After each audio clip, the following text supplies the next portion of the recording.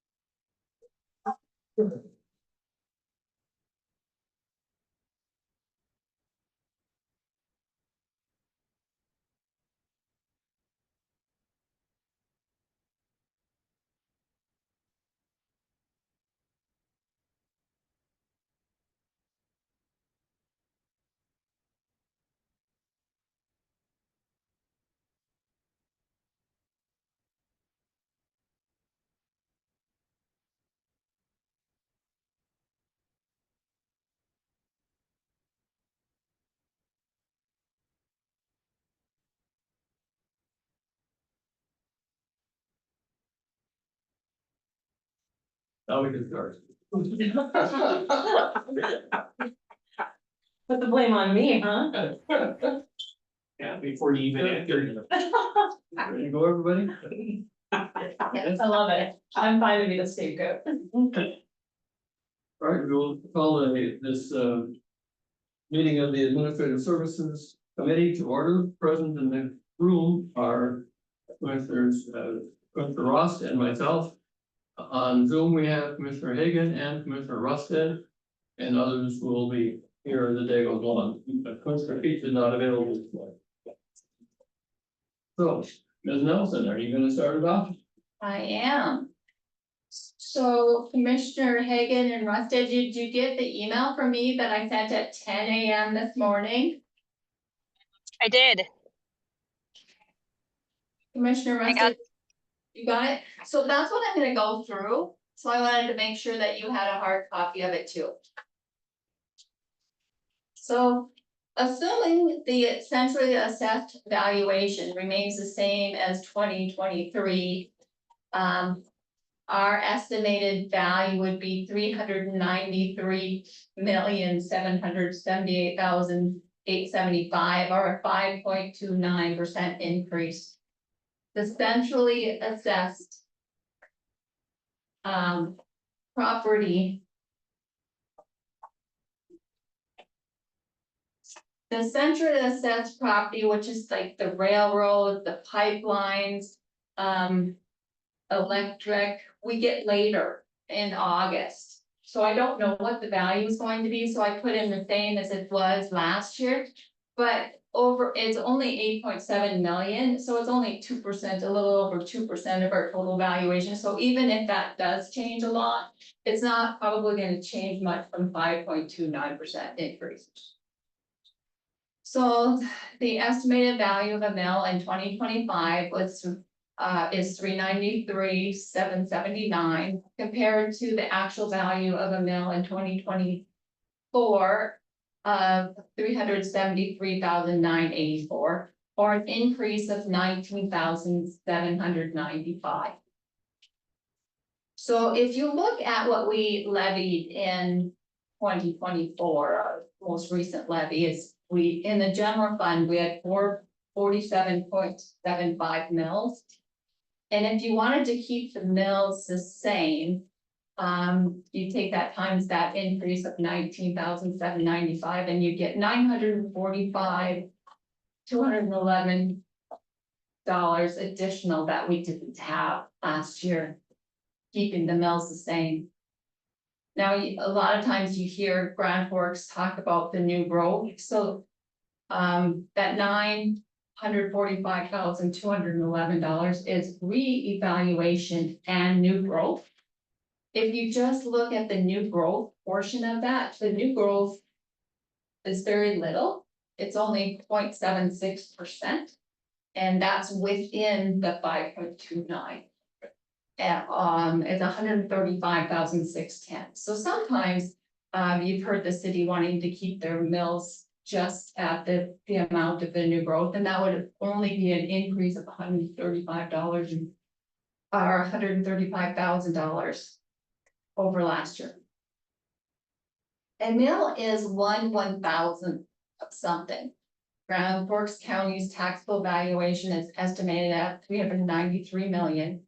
Divided by 1,000 equals 393,779, which is the value of a mill.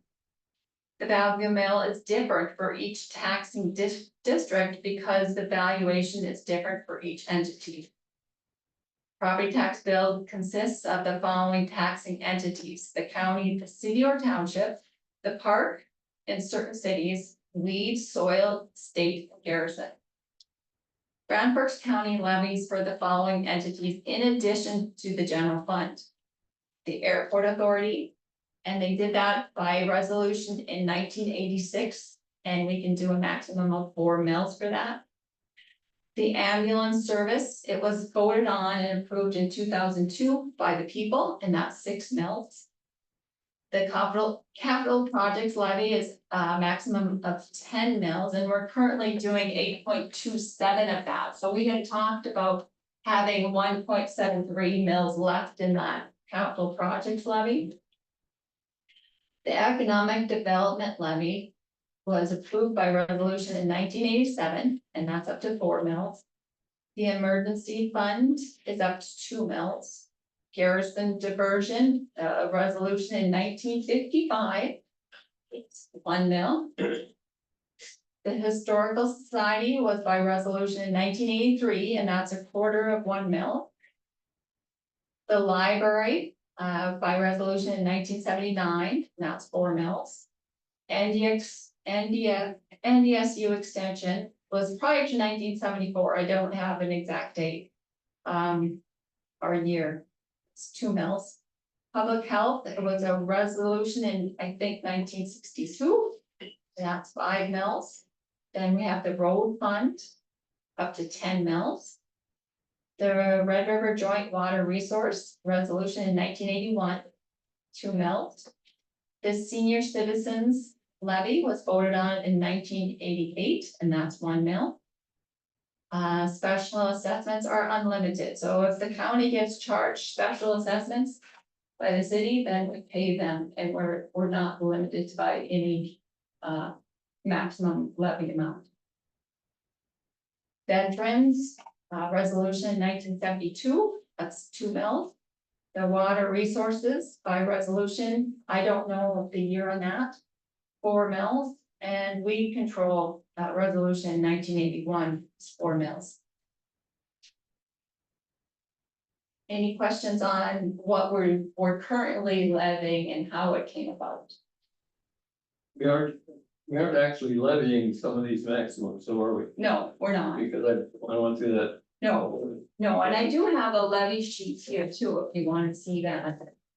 I didn't email it, I'm sorry, but I do have a copy, and then you can see what we actually are levying. Okay. Okay. Most.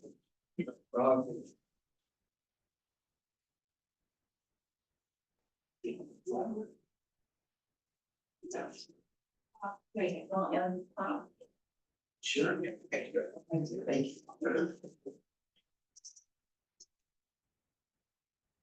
So Commissioners Haley or Hagan and Rosted, I can get you a copy of that levy sheet that I just passed out if you'd like. Yeah, that'd be great. I'll be there this afternoon. Okay, I'll leave it on your desk then. Thank you.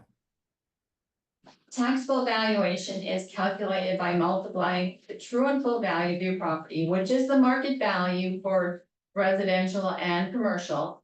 And it is the egg value, is your true and full.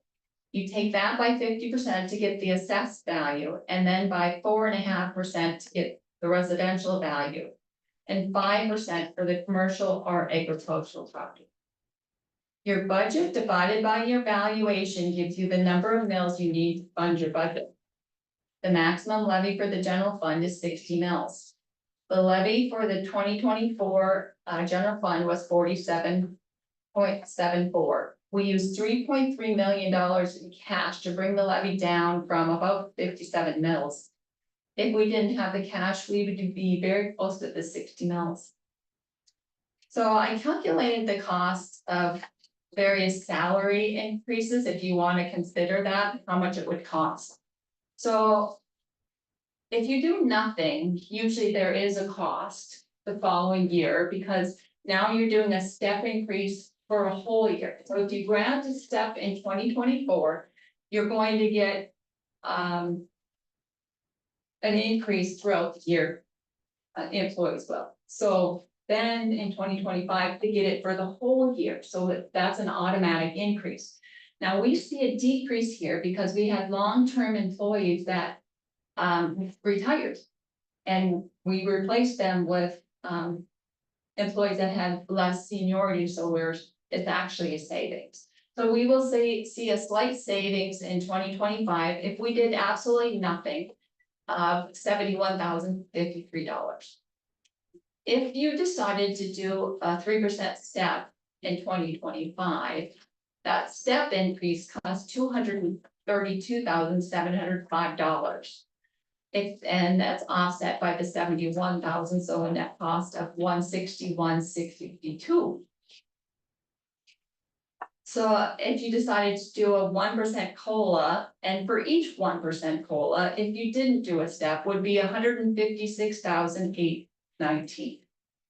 Offset by the 71,000, 85,766. For every 1% COLA, it's the 156 that you double. Because the 71,000, you just subtract 1 time. A 1% COLA and a step would be $320,799 total cost. So in addition, there have been requests for additional employees. So the correctional center has requested 10 officers. And their total cost for that, each officer would be $87,951. Or a total cost of $879,515. They also requested an additional administrative assistant at grade 6, step 1 for $77,415. They also asked for an additional custodian. And that was a grade 6 as well, so that's $77,415. They have a half-time officer that they want to make into a full-time officer. So I've listed here an additional half-time. But then the benefits, like retirement, they didn't get that before, and now they get it. So that's the full cost of the retirement and health insurance that they didn't have before. So that cost is $61,338. And if you recall that quarter time addiction counselor or officer, where the the opioid settlement funds are covering 75%, well, our cost of that quarter position is $21,988. Then at the bottom, I say reclassification from an officer to a purple. You requested one position. That would be an additional $4,644. The sheriff's deputies, sheriff requested 2 additional deputies. Cost of that would be $201,169. Human resources requested 1 additional person, and I have grade 11, step 1, but I think there's been talk difference from that. But if it's a grade 11, step 1, it's $93,868. So information services or information technology computer, they want 1 additional person, grade 11, step 1, $93,868. And the recorder has requested to reclassify a grade 8 to a grade 10. And that would be $4,762. For a grand total of $1,515 and $15,981. So if you compare that to what we're getting, the $945,211, It's a big increase. Yeah. And then let's go on, and then I gave a breakdown of, the general fund without salaries and benefits. Just so you could see each department and compared to what they asked for in 2024. And the dollar amount and percent increase. You can see each department there. Election total, it's a non-election year, 2025, but we usually keep money in there in case there's a special election. So there's a decrease in that.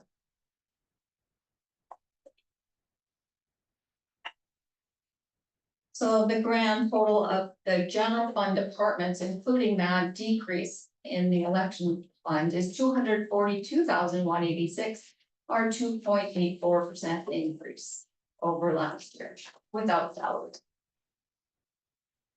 And then we have the capital improvements budgets.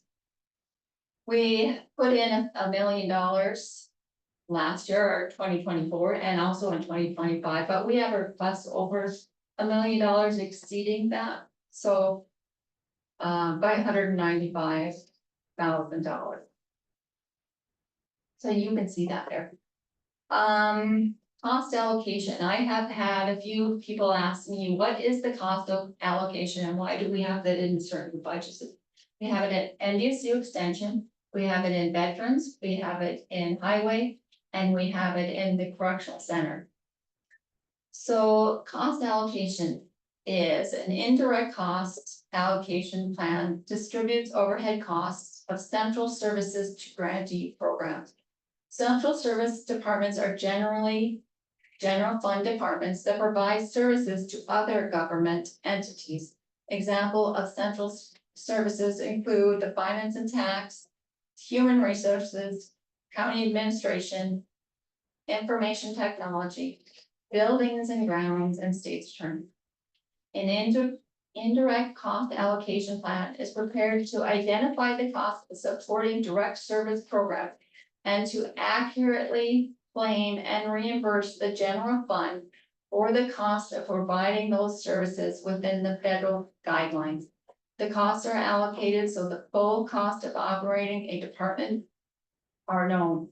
The Correctional Center includes the cost in the federal prisoner per diem calculation. The cost allocation is provided by Abacus, who is hired and paid by the state of North Dakota. So that's kind of where we're at right now with the requests that we've seen so far. Are there any questions about that?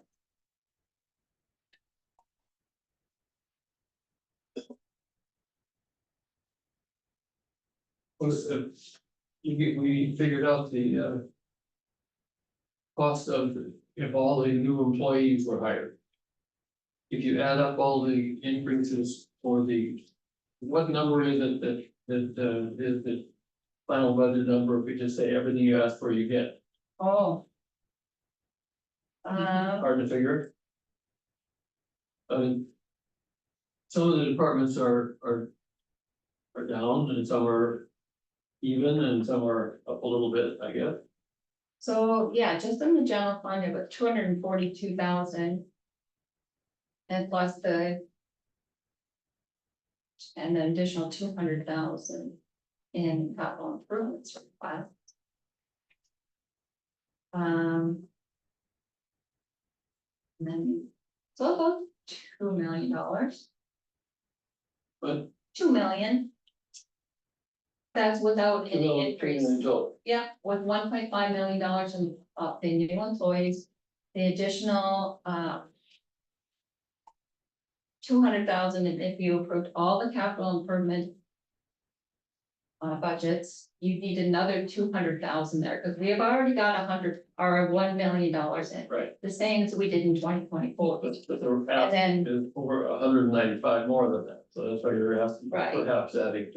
yeah, and then another 242,000 for the other requests other than salaries by the general fund.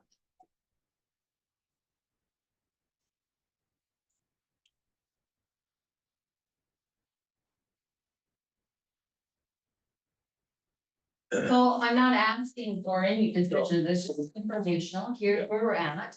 And then you will hear from the departments that we have scheduled today and tomorrow. And then we'll pick another time to meet. You know, the following week, maybe, Sure. next. Well, next week is July 4th week. Yeah, let's meet on the floor. Go. Yeah, it should be a lot of fireworks. That's so. Maybe. At the following week. I will be gone, Our deadline, ninth. August. August 10th is our deadline. So following week, I will be at the Auditor Treasurers Convention, the 9th, 10th, and 11th. But maybe wanna do the 12th of July, Friday. it's a Friday, or we could do it the following week.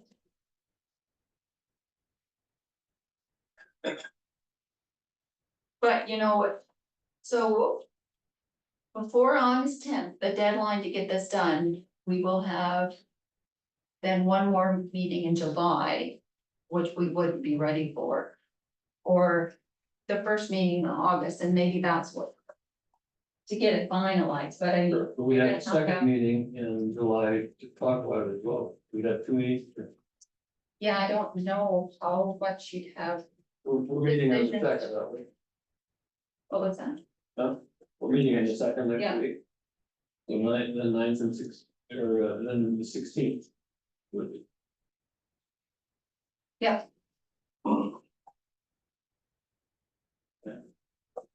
And then we might need to have a special commission meeting in between. I think that'd be logical. So for our next Anybody? meeting, I mean. Thinking of Monday the 8th, is that a possibility? Or? When are you gone for that thing you're going on? the 9th or the 11th, 9, 10, 11. So it could either be the 8th, the 12th, Friday, or Monday, the 15th? Yeah. Monday, the 15th, more logical, maybe? I don't Doesn't matter to me, whatever. know. Any thoughts from, Mr. Hagan or Rusted? I just missed what time of day you were referencing. What's that? he said July 15th, that's a Monday, would that work? Yeah, what, Yeah. that'll work. What time? Yeah. Doesn't matter. to That me. would work. Yeah, that would work for me as well. Afternoons are just easier for me. So 1 o'clock Sure, on the Yeah. 15th? Yep. let's do that.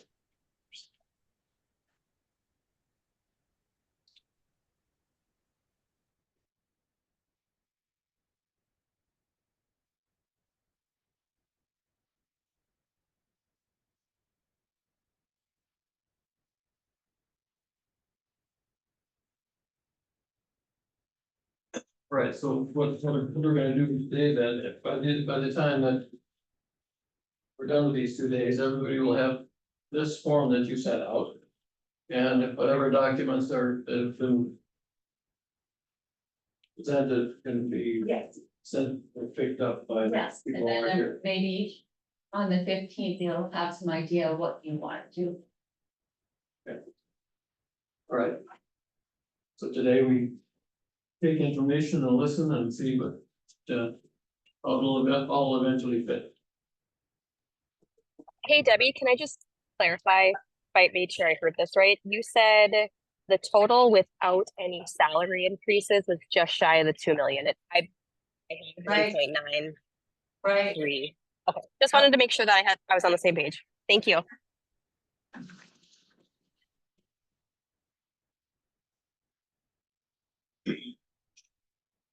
Okay, well, should we move on to the first meeting, the Are Employees you guys Association? ready? Ever. Always been.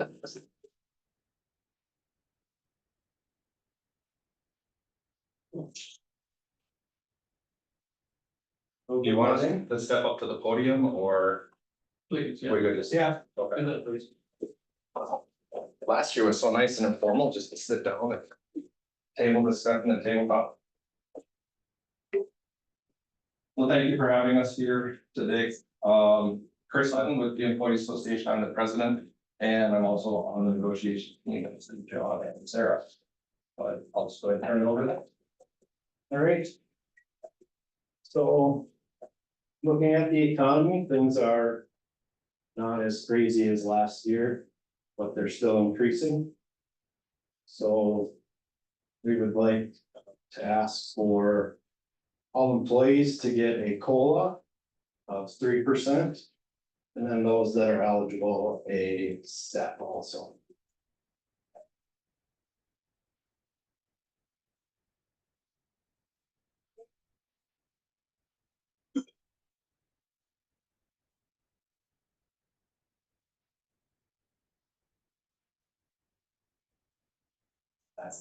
That was it.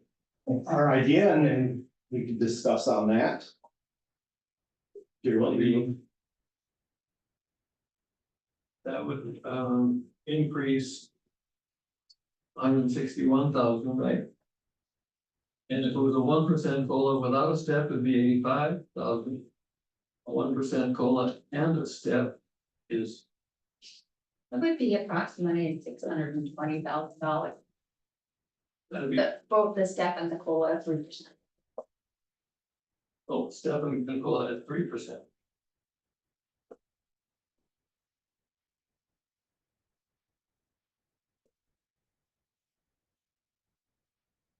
So within the stuff, are we guys, last year, well, I said it was more informal, there was, talking back and forth, and it's kind of what I was anticipating this would be. What are your guys' feelings on that? How do you feel this year things are going and what the, because last year we kind of had a general idea after the first meeting, how things were going. I mean, there's other things that, we had on the list also, but it was gonna be based off of, if we could reach that 3% agreement or not, and look at, other things, maybe offset some of that. It's it's a little complicated because there are a number of new employee requests. And that really. It causes a jump in everything and, for one, none of us have had a chance to analyze that at all yet. And try and figure out how many new employees can we afford to bring in and how do we take care of the employees each and every year. So, any comments from anybody on? So what's the cost of living, when they go up? 2%? So I gave you an estimate of what 1% would do, and you double that, or for every 1%. So you triple that, the 159. So Each 1% sure. were you asking the current? Yeah. So by Google and the national, it's 3.2 is what Google just said like 2 seconds ago. I know that HR has done some numbers and the Midwestern inflation is 2.8. You'll probably see that come up, come down. Yep, that's it. It's weird stuff, I know. I know, that's what I'm like. So currently, according to the federal government, it's sitting at little over 3 for the national. It's at 2.8, looking like it's gonna pretty much hold steady what they're forecasting for the Midwest region. And I just also got something about unemployment that just literally hit my inbox before I walked up here, so I was cruising through it, I'll talk about that when I do my part. But yeah, that's what they're looking at. A lot of other counties are doing anything between a 1 and a 3% COLA. And these are the counties that responded to a request through the HR Collaborative, which is the group in North Dakota. So they kind of have a bit of a range that they're looking at. So I also think something to remember is last year you gave many employees a restructuring bump in their pay structure. There were still employees that did not get that. So. You know, there's some people that have not increased. With the market. Any idea what percentage that is of people? I do not. You do not know. I don't know. Mr. Chair, I thought every employee got at least 5% market. Is that right? I think what they're referencing, and correct me if I'm wrong, so we had multiple things that happened last year. We had the sheriff's department did their new pay structure. That did not include their admin staff Or the sheriff. or the sheriff. You're an elected official, so I don't count you in my figures. We had a group of positions that were analyzed, gone through and were regraded. And then we had, everyone except for the sheriff got a pay increase that was on the scale. Got a pay increase of 5% in October. So that was a market adjustment. So everyone, there were not, the only positions that did not get the 5% market adjustment was the sheriff's deputies that had already gotten theirs in July. Right. And then we had we had groups that were identified, correctional officers, state's attorneys, not the admin staff, just the attorneys. And equipment operators out at the highway department that got the additional increase for a market increase. Because of the market with those types of positions. But they did. Well, then the other things that we were talking about, or we discussed, is like last year, we had also talked about increasing the wellness hours that we can accumulate at the sheriff's office, or not sheriff's office, sorry, and employees. And right now, we're set at 4 hours a year that we can accumulate. The city got theirs increased to 12 hours a year, so we were kind of thinking, you know, if we can't do that 3%, is there that possibility to increase those hours? And then the other thing that we were talking about is, if we don't do the COLA, we just do the step, you know, it doesn't affect some of the people that are in that grade 13. Or not grade 13, it's step 13. So then maybe doing a restructure of the vacation hours that, you know, the longer a employee gets here, the more hours that he can receive, which would promote longevity and would also promote those extra hours picked up on the employees on the far end. If they don't get that that step increase, then, you know, they would be at that point in step 13, then they would be able to get those extra hours for vacation. It's just a proposal that we've been looking at. So we went back and forth to decide whether, since that's a policy of the county, if we should discuss that in May for the policy reviews, for, you know, the reviews of the county policy, or if that should be something that we could do and discuss here.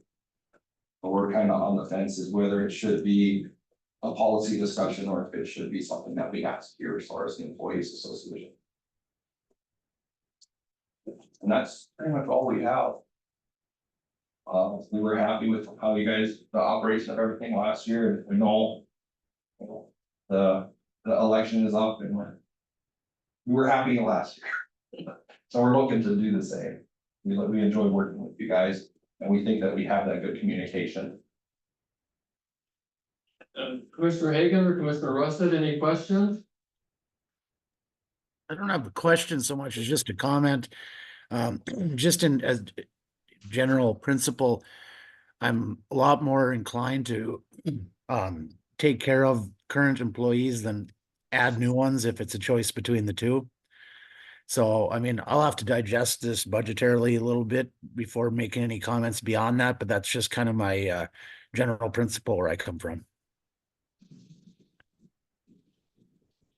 Commissioner Hagan, anything?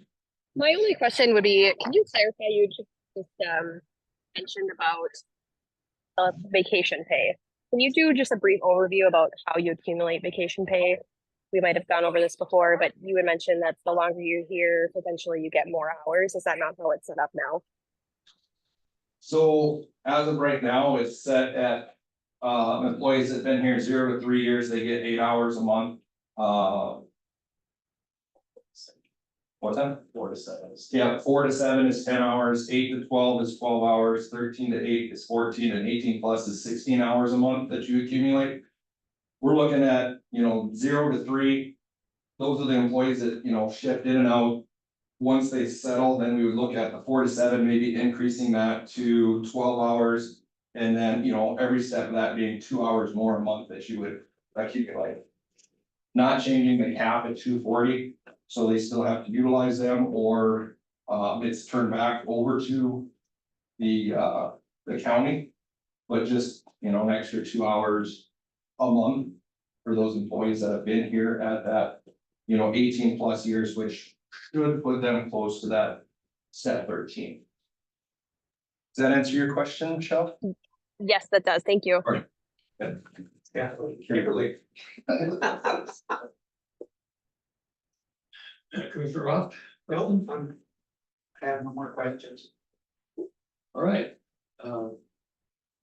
We got a lot of stuff to wade through, and as you know, we value the employees as our greatest asset.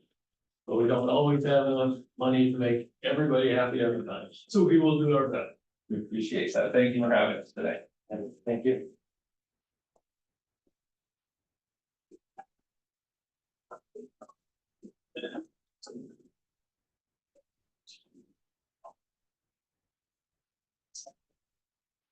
Do we need a break, or do we move on? Ready? Hey, Travis. Right. So. Chair Ingen and Commissioners, just to kind of build off of the discussion that there was about COLA and steps. So like I said before, the Midwest region CPI is holding steady at approximately 2.8%. The forecast indicates no major increases on the horizon for the rest of 24. But we all lived through 2020, so anything can happen, but it's not very likely. I mentioned the HR collaborative did an email requesting what other counties are looking at.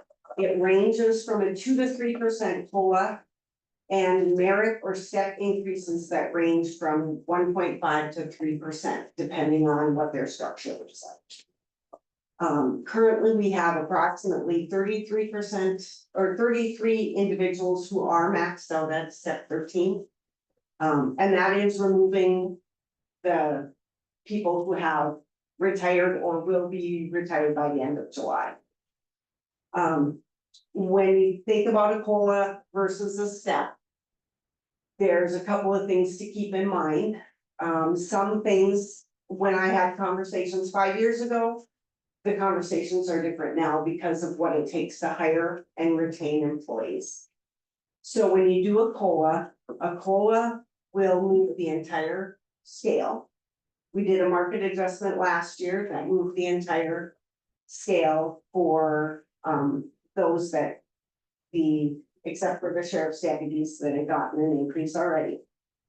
So that's kind of something to keep in mind, and whether you, like, my recommendation would be if we looked at a 2.8 or a 3% COLA would be best case scenario, but I also understand the financials.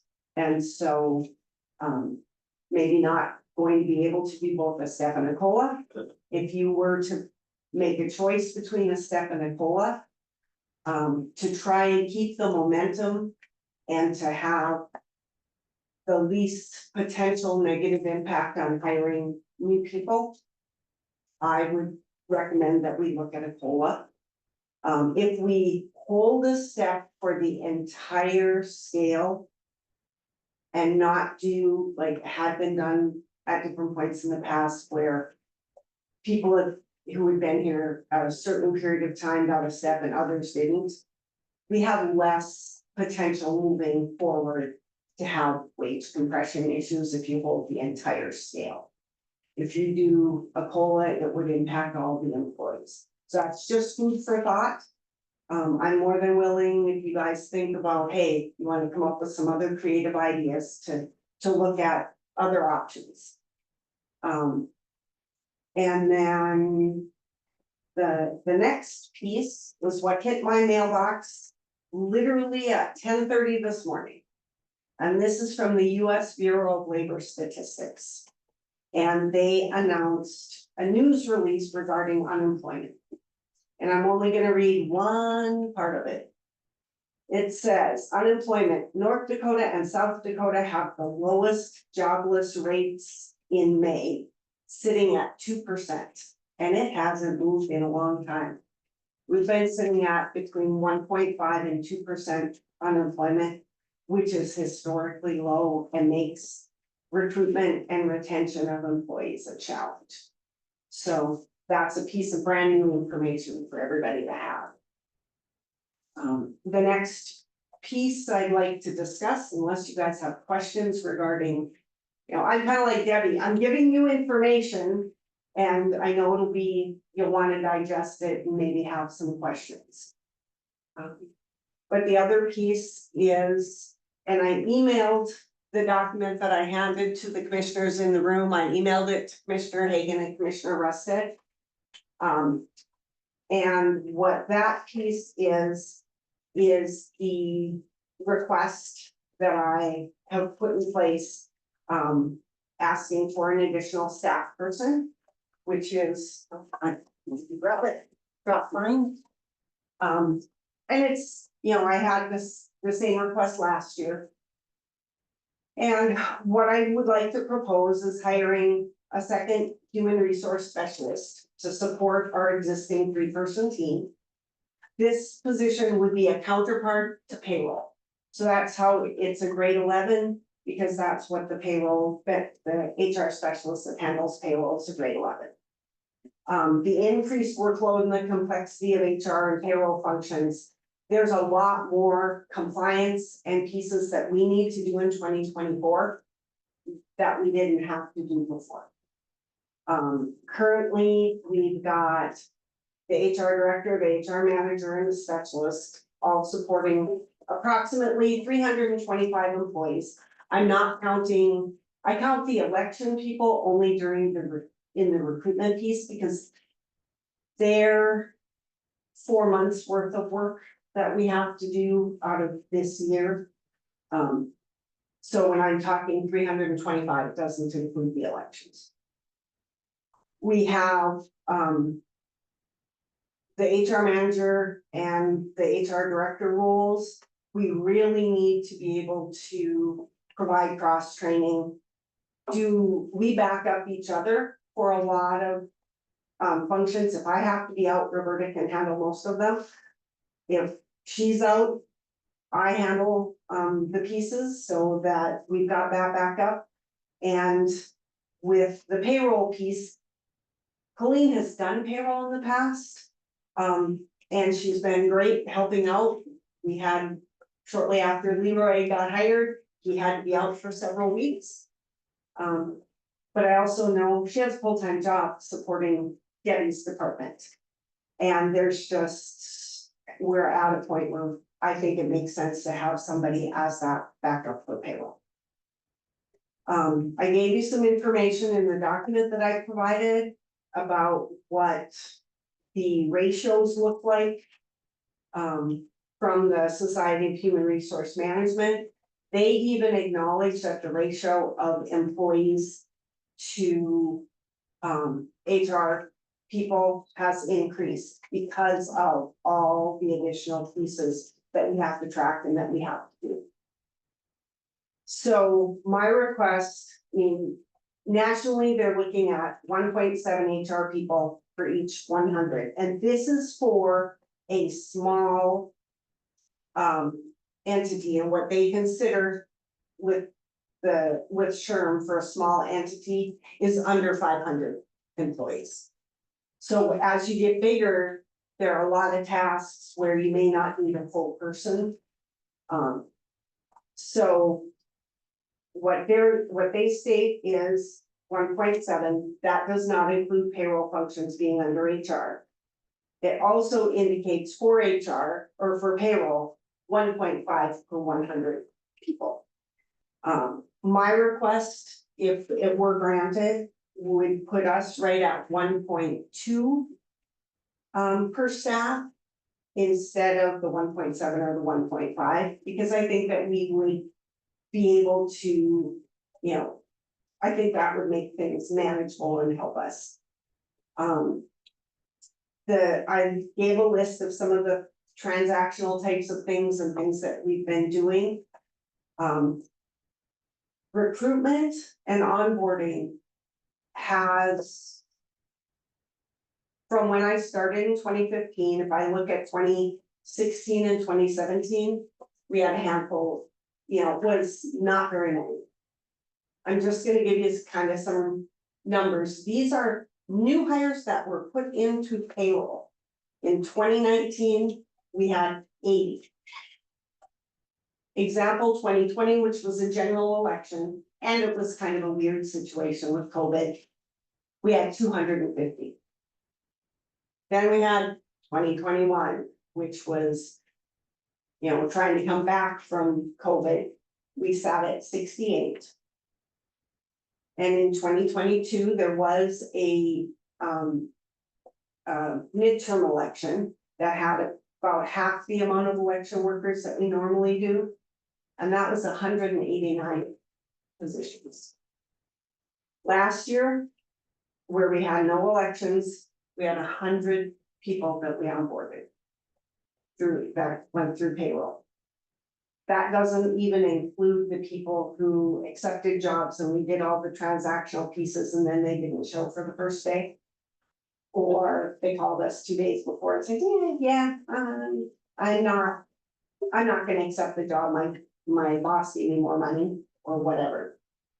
Right now, as of the 31st of May, we onboarded 46 regular employees and 192 election workers. And we're probably gonna have to do maybe 20 or so more in November because not everybody is able to come back.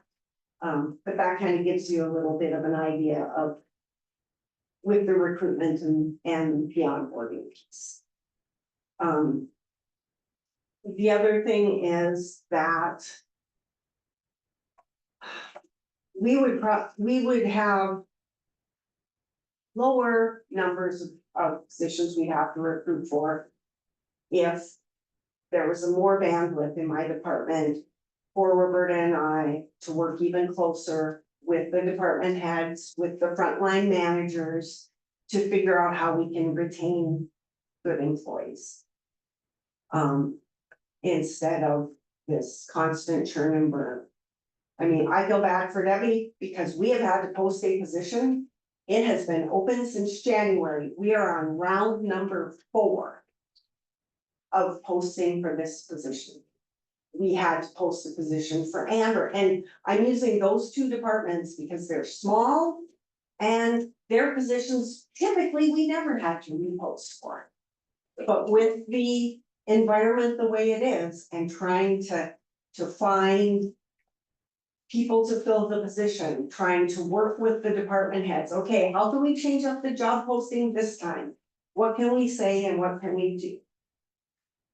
Plus, if you think about, depending upon what number of employees, new employees you would possibly be willing to authorize to be hired, that's more people that we have to support. Something else, a little bit about the life of HR. As of the end of May, we've already processed 40 FMLA claims and leaves just since the beginning of the year. 40. Some of them are short-term, some of them are long-term, some of them are intermittent. Intermittent FMLA takes much more management, where somebody's gonna be out a little bit here and a little bit there, working with the department head and saying, hey, so-and-so has a claim, how many hours have they missed? All the pieces we have to do to be compliant. We've had approximately 45 employee relations situations, which are everything from performance improvement plans, corrective actions, terminations. That doesn't include the phone call at 4:30 in the afternoon saying, hey, can I stick something on your radar? Can we have time to talk about it? I don't know how to address this, and those come to me and those come to Roberta. And that's part of our job, is to help support those managers. We've got, we've had 30 WSI and incidents. That, incidents and claims that have come up since the beginning of the year. And 30 position postings. That doesn't include the fact that we have to do deputy sport hats. So I just kind of wanted you to see, and Roberta and I end up spending a lot of time doing a bunch of transactional pieces that we could offload to the person who's also the backup for payroll. And Leroy can then be the backup to that person for the pieces that if they were having to be out. And it would give us more time to invest in what I see as our best asset, which is the people. And helping to develop the managers and getting through the policy manual again. And getting through, you know, being able to refresh job descriptions on a regular basis and things that we need to get on a regular schedule.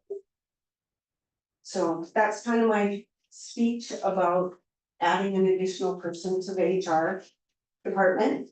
If anybody has any more specific questions, or if you want to sit down and talk through, and I can, you know, kind of explain some of the pieces better. That's why it's getting to, you know, the piece where we're keeping up. But we're really concerned about being able to keep up and keep things as compliant as we need to with all the different pieces that now fall under that HR has to do. I've got a question. In your memorandum, you talk about hiring an HR administrator, but you also use the term Oh, HR. Administrator is a specialist. The administrator, I tried to do a find and replace and I missed one. It's just an HR specialist. Yeah, okay. Yeah. Is it a position that you can hire half-time if we have to do it that way? Well, one of the other pieces that I didn't discuss is that the zone has the ability to pay 25% of Yeah, I this. see that. It's not- The hard part about hiring somebody part-time is, or even, you know, a reduced number, like, the hard part is them being the backup for payroll and being able to do the transactional pieces. Yeah. So the zone could pay 25% Uh-huh. of this position, could they? I mean, your department spends a lot of time Mhm. and effort for the zone. Right, and the zone in Cass County has, the zone has their own employee that isn't, So An they HR pay person? one more. and they can't fund more. We went through the budgeting with Jason Coffey and Tammy. And the max that they were able to come up with from. Because they already pay, however, it gets calculated out with that, because they do pay a portion of HR. But they would be able to pay 25% for this additional position.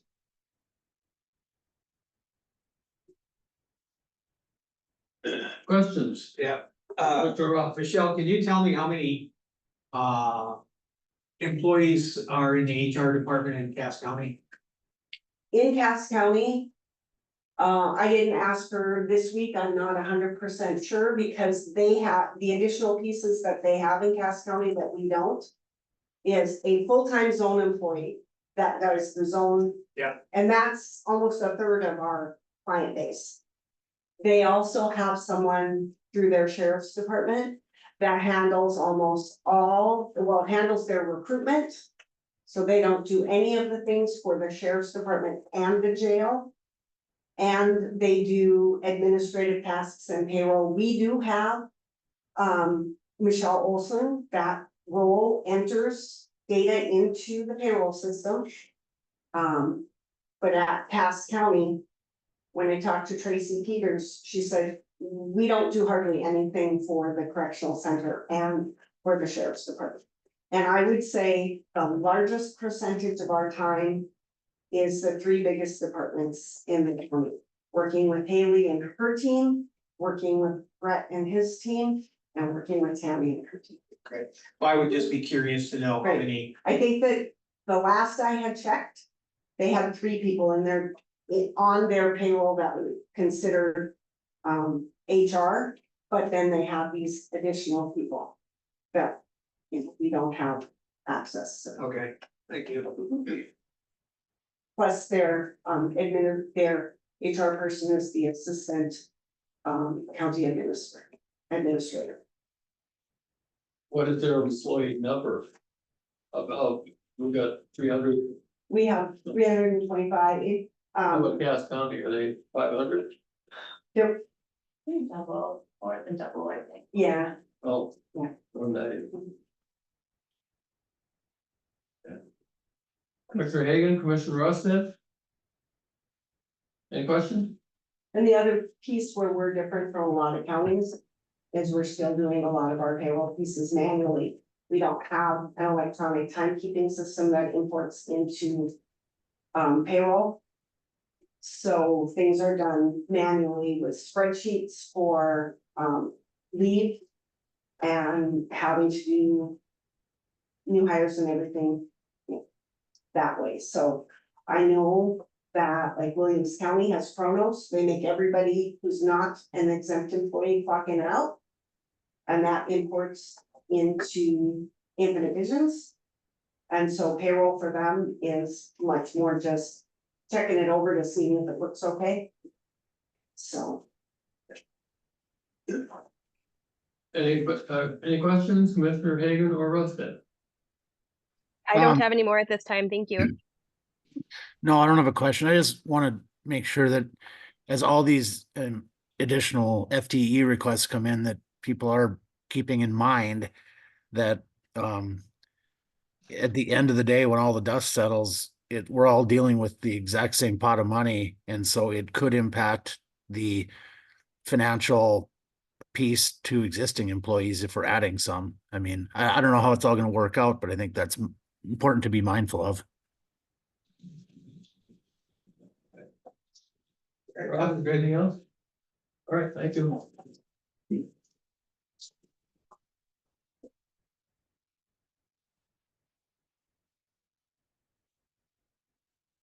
Last one of the morning is, we're a little ahead of it, IT.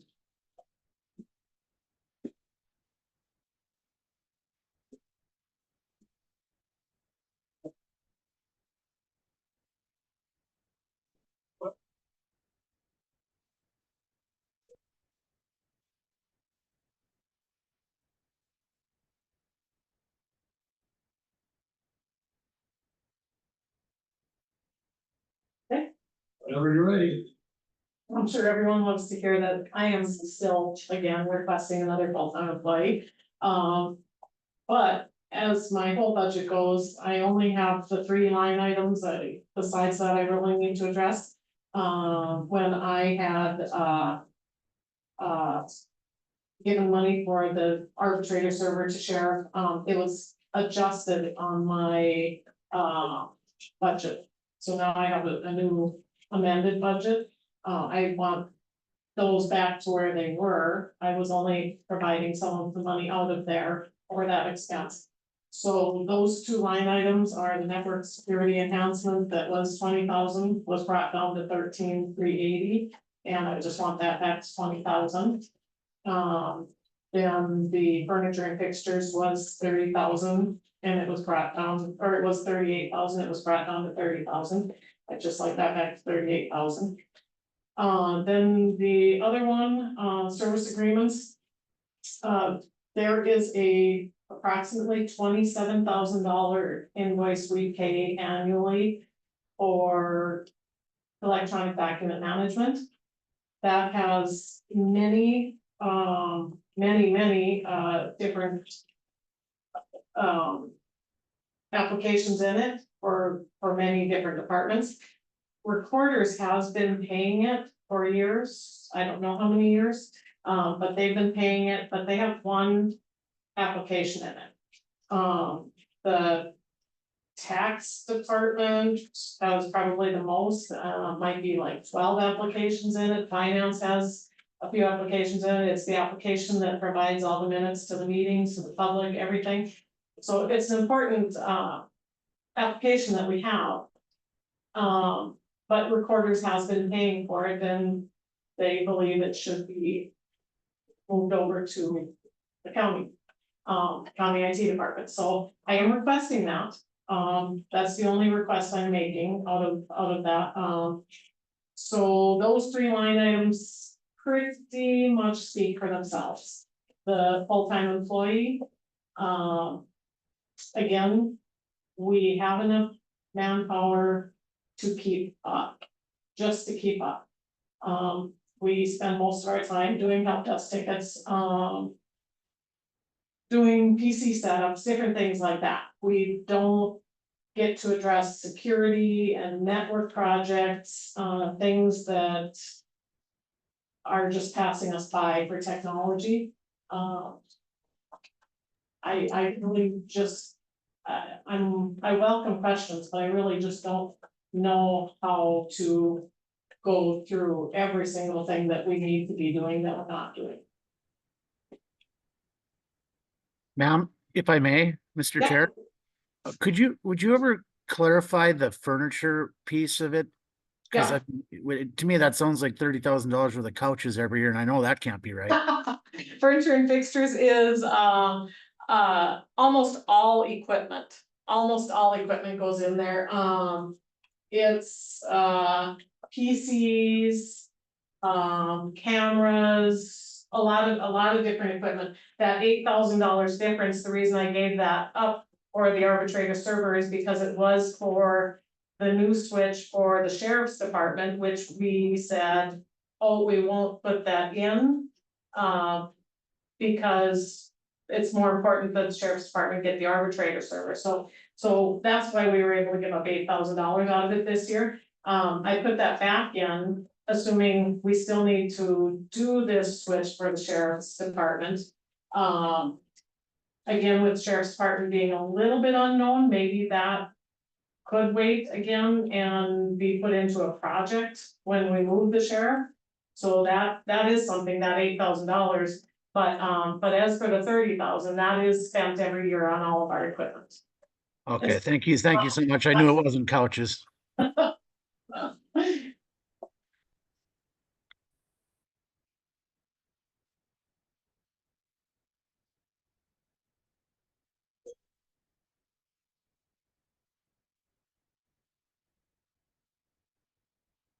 So what is the actual budget increase request from 24 to 25? Was 854, now it's 917, am I reading the right numbers? What? But that 854 was the amended. Right. What? That 854 was the amended after they took out the 8 and the 6,200, it was 14,000 total. Okay. So that 854, my original budget was 869.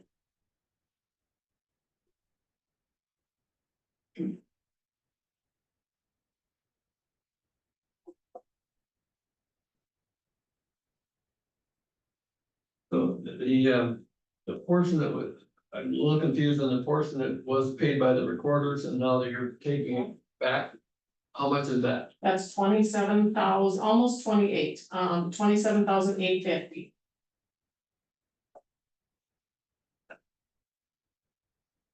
And I will tell you that I would hope to get that reduced once I take it over to work through that with the company. Very oftentimes, it could be that there are opportunities there. I haven't worked with that invoice because it wasn't under my control. Mr. Ross, any questions? Nope. Good. Commissioners Rustin and Hagan, any more questions? None for me right now, thanks. Okay. All right, thank you. Thanks. This looks like it's laid out well, so thank you for that. Thanks.